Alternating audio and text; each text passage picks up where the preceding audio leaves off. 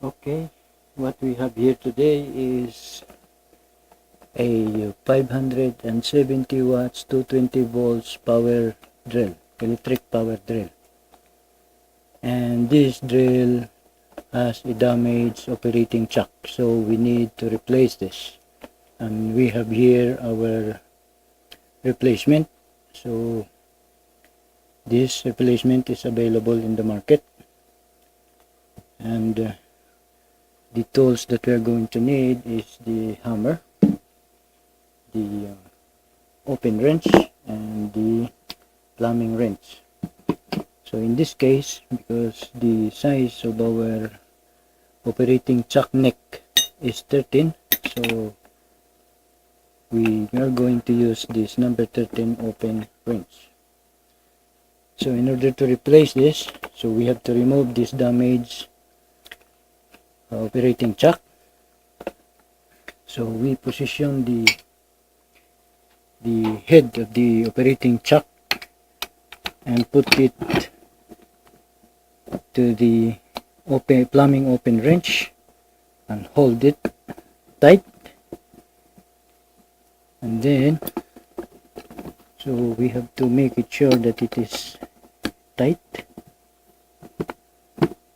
And then our number 13 open wrench.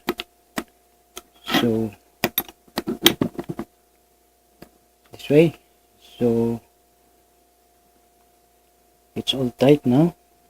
And then snap this open wrench clockwise. Snap it a little bit that way.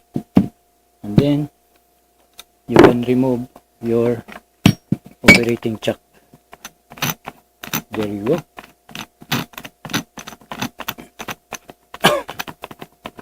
Okay. Then put your new operating chuck.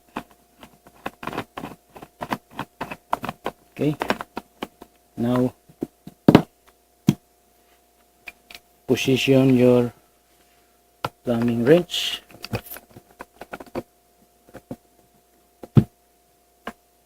And then your open wrench.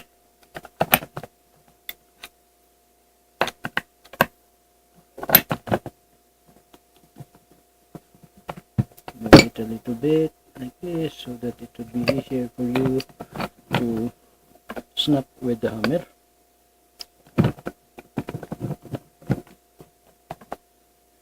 I think it's already tight.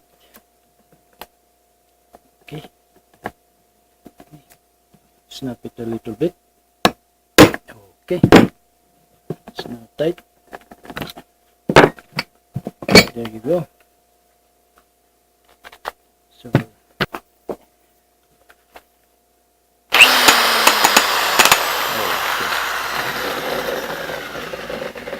nice and easy, very easy. So there you go. We have changed our drill operating chuck.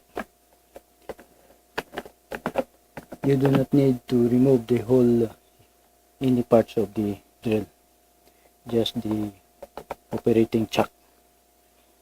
And that is the parts of a drill that is mostly or most of the time is damaged, and also the carbon brass and sometimes the bearing for the armature. So that's it. So we're done. Remember, do it right, do it safe, do it at once.